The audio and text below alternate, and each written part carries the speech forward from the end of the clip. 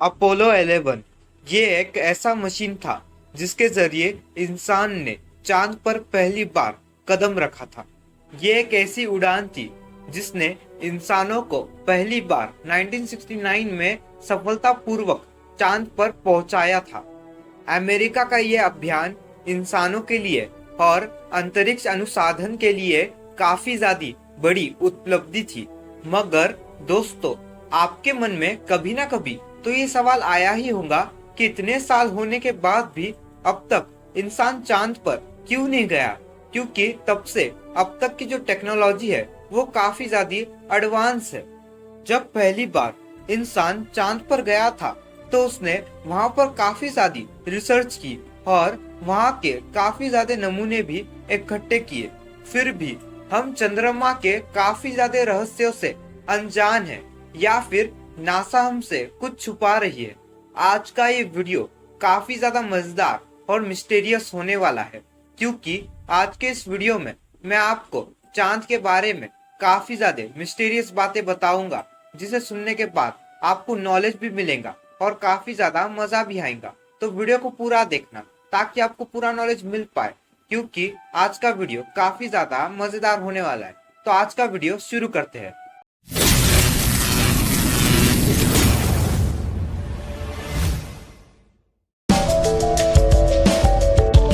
वैसे तो चंद्रमा की उत्पत्ति कैसे हुई ये पूरी तरीके से सिद्ध नहीं हो पाया है, लेकिन कुछ वैज्ञानिकों ने अपने अपने अलग अलग सिद्धांत बताए हैं। पर कुछ सिद्धांतों को ज्यादा सही माना जाता है। उनमें से ये एक सिद्धांत है कि पृथ्वी और चंद्रमा का निर्माण एक साथ हुआ था और चंद्रमा प्राकृतिक रूप से पृथ्वी का उपग्रह है। मगर ये सिद्धांत यहाँ गलत हो जाता है। अगर पृथ्वी और चंद्रमा की उत्पत्ति एक साथ हुई है तो उनकी रचना क्यों अलग अलग है? यानी कि चांद अलग तत्वों से बना है और पृथ्वी अलग तत्वों से। और इससे भी चौंका देने वाली बात यह है कि जो चांद की जो उम्र है वो पृथ्वी की उम्र से ज्यादा है। इसीलिए सिद्धांत कई मामलों में सही साबित नहीं होता। और दूसरी थ्योरी ये भी कहती है कि चंद्रमा की उत्पत्ति सौर मंडल के शुरुआती समय में हुई है। जब पृथ्वी से एक दूसरा ग्रह टकराया तो इस भयंकर टक्कर से चांद की उत्पत्ति हुई और हमारी पृथ्वी पर एक बहुत बड़े खड्डे का निर्माण हुआ, जो आज प्रशांत महासागर है। और कुछ वैज्ञानिकों के द्वारा यह भी अनुमान लगाया जा रहा है कि हमारे चंद्रमा की उत्पत्ति सौर मंडल के बाहर हुई है और कुछ प्राकृतिक कारणों की वजह से ये बाद में हमारा उपग्रह बना। इसीलिए हमारे पृथ्वी की और चंद्रमा की रचना काफी ज्यादा अलग अलग है। इस सिद्धांत के प्रमाण कई मायनों में सही जुड़ते हैं, लेकिन कुछ वैज्ञानिकों में अभी भी इसमें बहस होती रहती है। कई वैज्ञानिकों के द्वारा यह अनुमान लगाया जा रहा है कि हमारा चांद एक प्राकृतिक उपग्रह नहीं है, बल्कि एलियन द्वारा बनाया गया एक आर्टिफिशियल उपग्रह है। अब तक के खोज अनुसार चांद की रचना काफी ही रहस्यमय है और ये किसी भी ग्रह से मेल नहीं खाती। कई खोजों द्वारा और प्रयोगों द्वारा वैज्ञानिक ये दावा करते हैं कि हमारा चांद अंदर से पूरी तरीके से खोखला है और बाहर से अलग अलग धातुओं से बना है। अपोलो मिशन के दौरान उन्होंने चंद्रमा को काफी ज्यादा गहराई से जानने का प्रयास किया और उन्होंने देखा कि चंद्रमा पर ऐसे तत्व पाए जाते हैं कि जो प्राकृतिक रूप से नहीं पाए जाते। और उन्होंने वहां की चट्टानों पर शुद्ध टाइटेनियम भी मिला, जो उच्च तापमान सहने योग्य और एक कठोर धातु है। और भी बहुत से खनिज मिले, जो कि एक चौंका देने वाली बात है। अपोलो 14 के यात्रियों का दावा है कि चंद्रमा की सतह पर काफी भारी मात्रा में धातु और खनिजे हैं, और जबकि ये अंदर से पूरी तरीके से खोखला है। इस बात का पक्का सबूत तब मिला जब चंद्रमा पर ल्यूनियर मॉड्यूल की टक्कर कराई गई।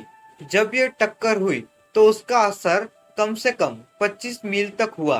चांद पर लगाए गए ये उपकरणों को चांद की इस टक्कर ने प्रतिध्वनि किया, जैसे कि वो अंदर से पूरी तरीके से खोखला हो या फिर जिस तरीके से घंटा बजता हो। घंटा बजने के बाद जैसा कपन होता है, ठीक वैसा ही कपन चांद पर 3 घंटे 20 मिनट तक था।